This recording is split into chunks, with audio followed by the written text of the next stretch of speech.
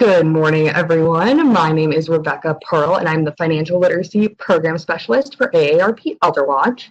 Thank you for joining us today and participating in our webinar on cutting financial waste. This is an interactive webinar, so in the chat box, feel free to ask your questions, and I will answer them at the end of the half hour.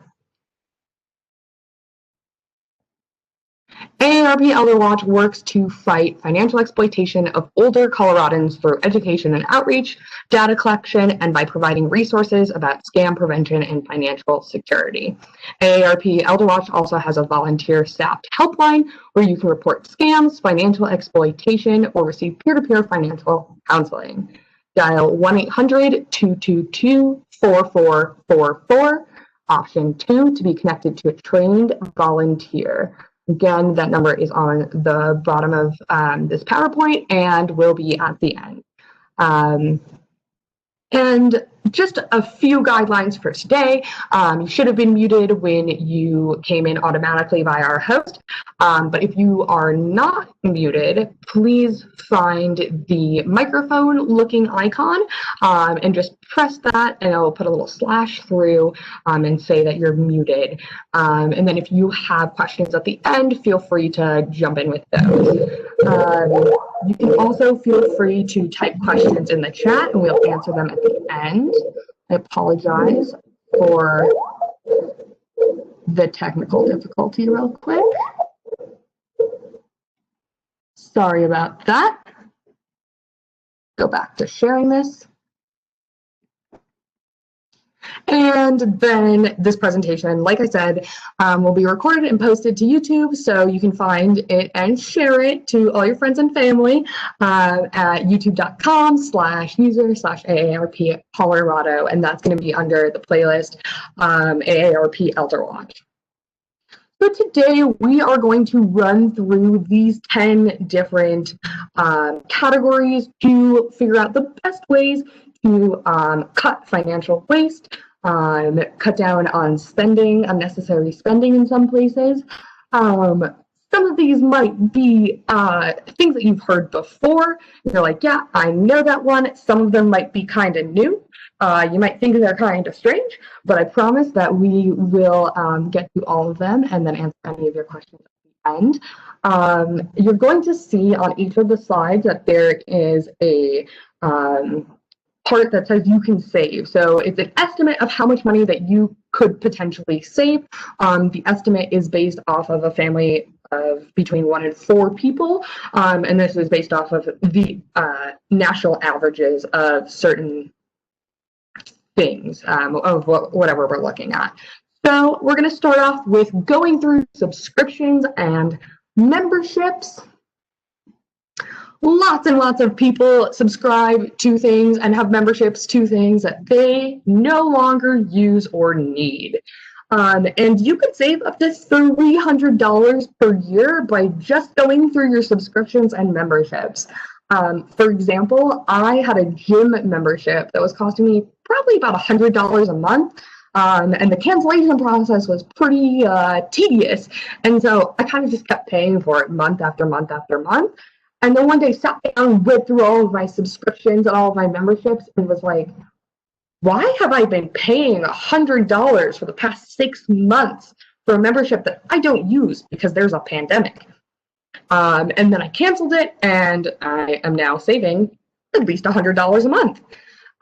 Subscriptions can be anything from magazines to those new subscription boxes that come in the mail with different either makeup or self-care products.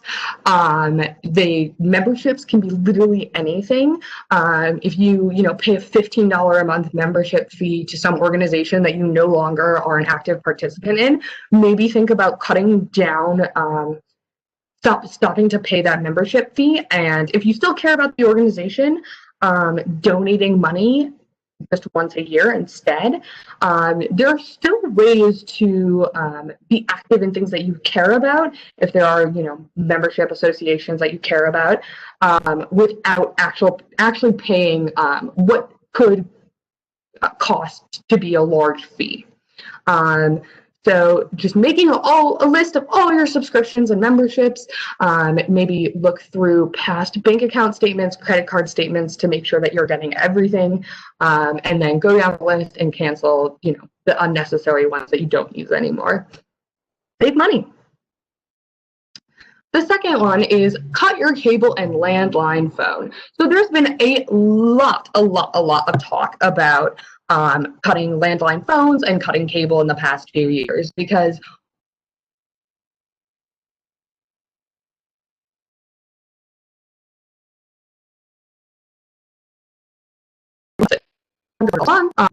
used to be a deal, now are actually costing consumers way more.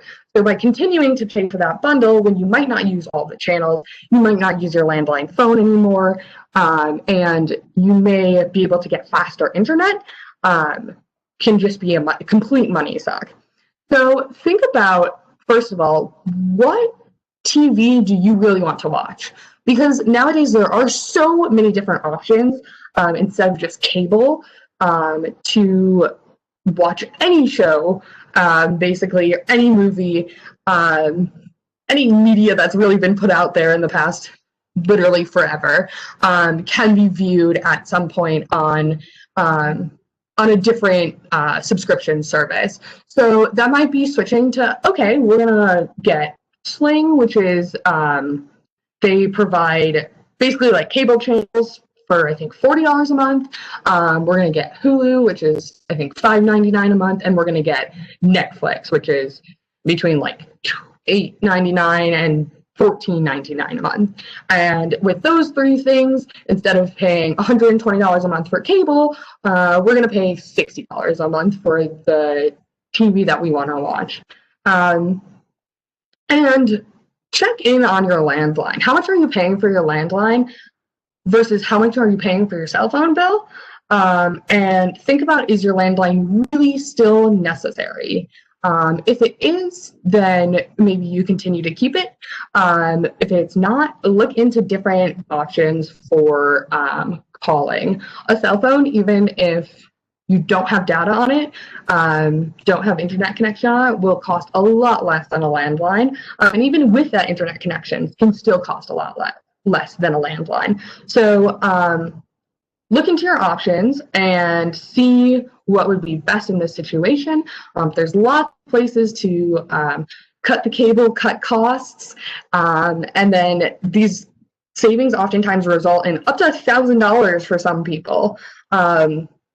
I've seen people on average save about, $200 to $500, but people definitely can save up to $1,000 on just cutting cable and landline phones.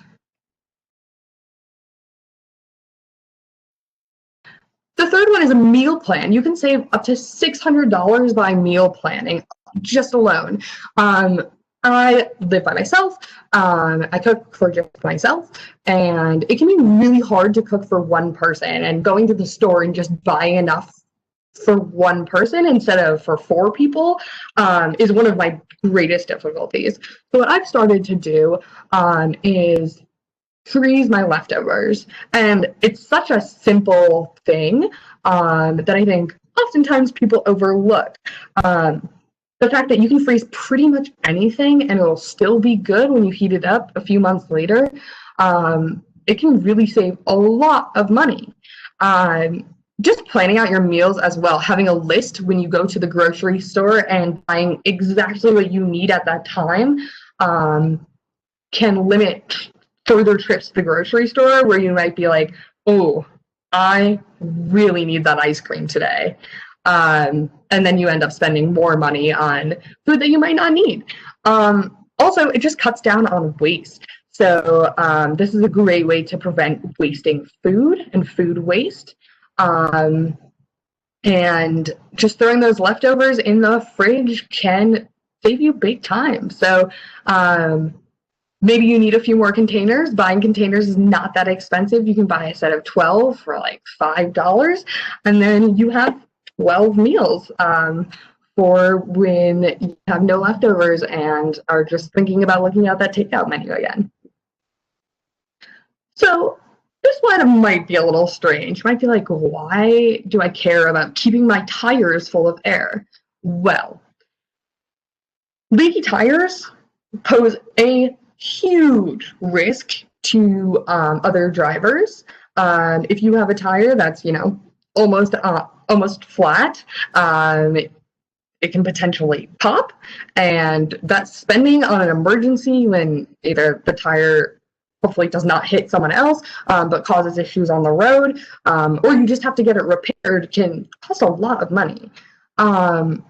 Keeping your tires full can help you know when you need to replace them. So if you're always putting in air and then all of a sudden seeing, okay, the air's not staying in my tires, then you know, okay, I might need to replace these sooner rather than later. But also keeping them full when that little light comes on, when it's like low tire pressure in your car after a cold day, just filling that back up after the weather changes, just filling your tires back up can help avoid accidents and help you replace your tires left. And tires, a full set of 4 tires can cost up to $250 a pop every single time. So this is a big way to save money that I think a lot of times is often overlooked. Number 5, lower the temperature on your water heater. You could save up to $50 by just lowering the temperature on your water heater. Do you really shower at the hottest possible temperature? I don't. I bet you don't either. And lowering the temperature of your water heater by just 10 degrees lowers energy costs by 5 to 10%, which can save you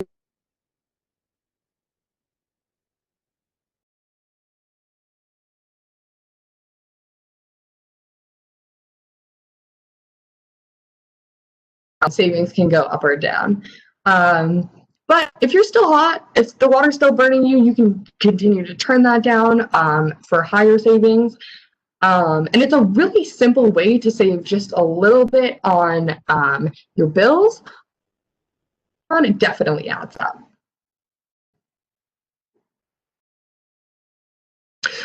Number 6 is make sure that your home is insulated properly. And be like, why are we talking about home repair here? And it's because home repairs, these simple little things that you can do to make sure that your home is in tip-top shape for the winter or the summer, really can save you a lot of money. The EPA estimates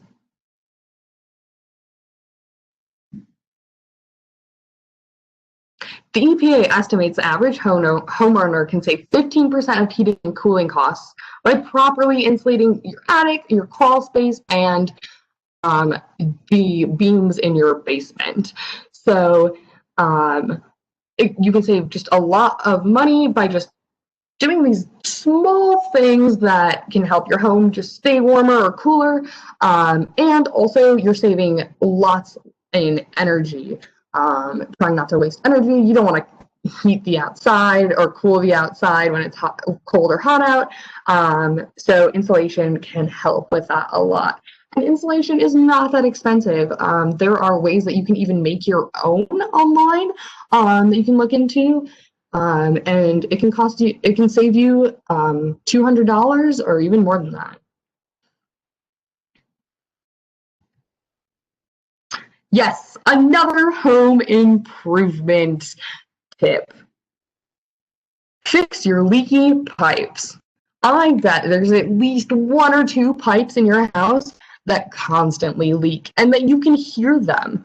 And you may have been putting them off for a long time, but the average household leaks can account for nearly 10,000 gallons of water wasted every year. 10% of homes have leaks that waste 90 gallons or more per day. So just by quickly taking a look at these leaks and fixing them, you can save between $10 and $100 just by reducing the amount of water that's being wasted and by plugging these leaks. And there's tons and tons of videos on YouTube as to how to fix leaky pipes. There's a pretty good WikiHow that I've used in the past. But also if you need, a professional to come in and fix them, it's probably going to cost less in the long run than continuing to let those pipes leak. So let's say you have one pipe that's leaking, that's $10. But let's say you have 6 pipes that's leaking, that's $60. Just by fixing those, you can save $60 every single month, which is pretty good savings by doing a simple household repair. Number 8, you've probably heard this one so many times, and you're like, why are we talking about this? Well, oftentimes people buy in bulk and they find that the products that they buy, they end up wasting. There are some things that you should buy in bulk and some things that you should not buy in bulk. If you are not going to go through, let's say, a pack of 30 pomegranates, you should not buy 30 pomegranates in bulk because the pomegranates will go bad. And then you'll have to throw them away. And then you're wasting money.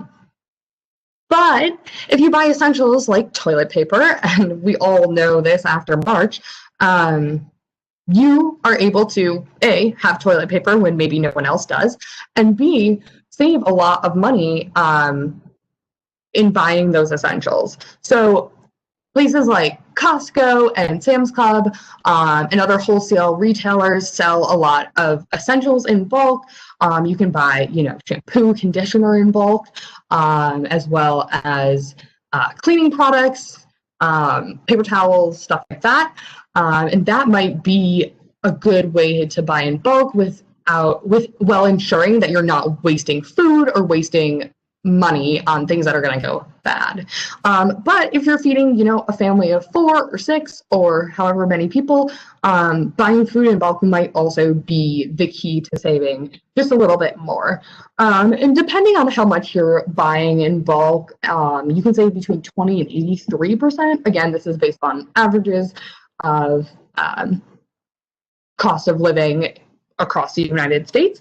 So it's definitely going to depend based on what you're buying. But there are some really great ways to save money when you're buying in bulk. The last thing I'm going to mention about this is sometimes I only need, a cup of almond flour or a half cup of pecans for a recipe. And prior to COVID, you could go to stores that had those big bins where you could just scoop one cup or 1 or 2 cups and just paying for the amount that you need as opposed to a whole bag or a whole box can also save you quite a bit of money in the long run. Okay.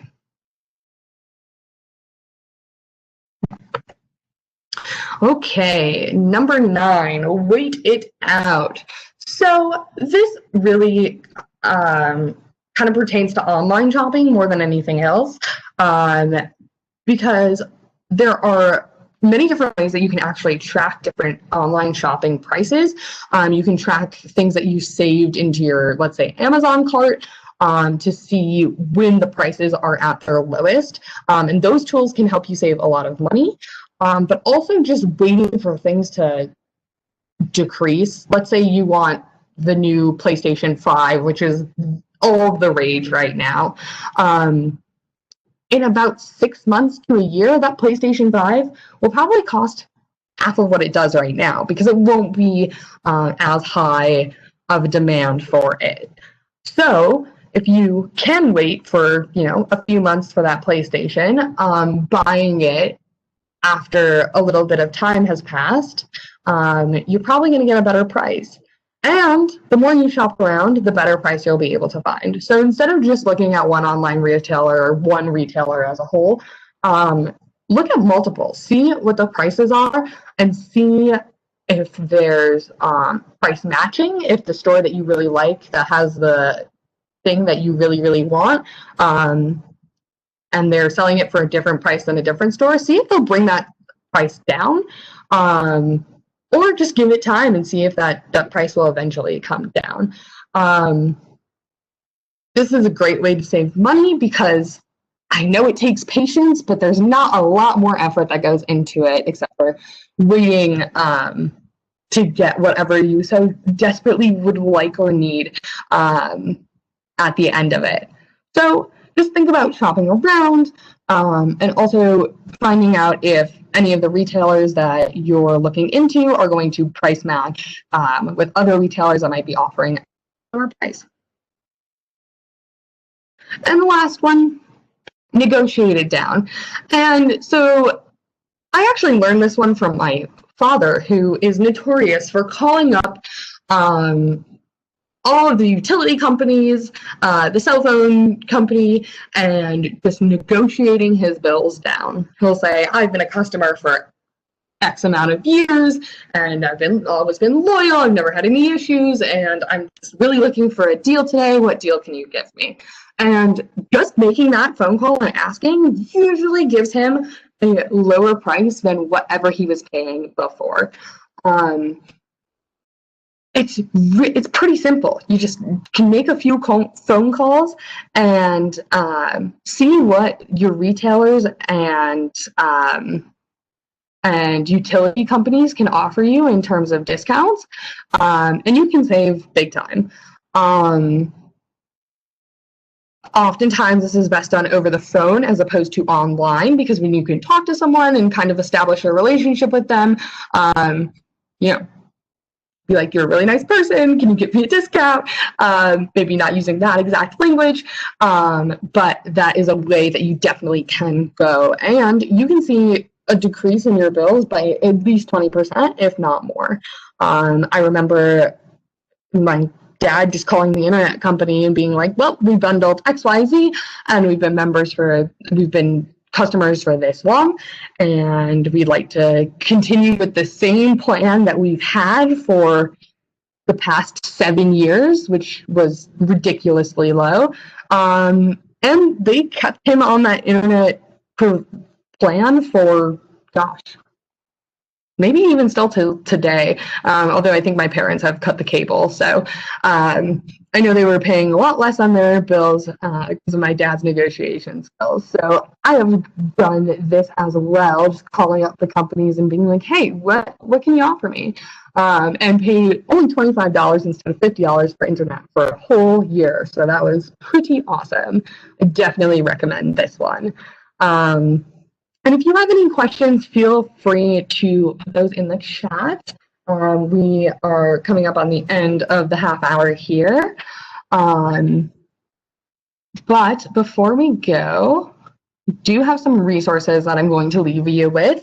So the Consumer Financial Protection Bureau has a ton of resources on protecting your finances, but then also savings and spending. That I find very, very useful. The Federal Trade Commission also has similar resources, although they are geared more towards fraud prevention and financial exploitation prevention. So if you have any questions about that, the FTC is the place to go, or come to us. I'll get there in a second. AARP Money has tons of different resources on how to save money, best ways to spend your money, best ways to keep your money protected. And they come out with new content all the time on that website. So I would definitely check that out as well if you're looking for more money tips. And then our website, AARP ELDERWATCH, you can find fraud prevention tips, financial security information, and then any sort of assistance with frauds, scams, or peer-to-peer financial counseling. Feel free to give us a call. That 1-800-222-444 option 2 number. Again, 1-800-222-4444 option 2. And then the last one I have on here is for our local folks in Colorado. Brothers Redevelopment has a program for older adults that will help with some of the home repairs that we talked about. So if you need extra insulation or fixing your leaky pipes, they might be the place to go. There are certain ways that you qualify for those programs, so check into that before giving them a call. But it may be worth your while to check some of those programs that they offer out, especially if you're looking for quick ways to save money, but may not have the capacity to make those home improvements by yourself. Okay, going to see if we have any questions, and we have a comment that says, I love my landline. And I am so happy that you love your landline. That makes me smile, because I fondly remember having a landline as a child. And I used to pull the cord out of the wall all the time. But if the landline still works for you, definitely keep using that for your communication needs. Again, just suggestions on ways that you can save money pretty quickly and pocket a little bit more each month. So thank you all so much for joining us. I don't see any other questions, but if you do have one, just feel free to throw it in the chat still. And I hope you all have a great rest of your Monday. Thank you again so much for joining us today. Oh, and please join us for many different ElderWatch events continuing to happen throughout the month. Our 20 to Finish 2020 programming will continue with our series of webinars. And so feel free to join us for that as well. And have a great day.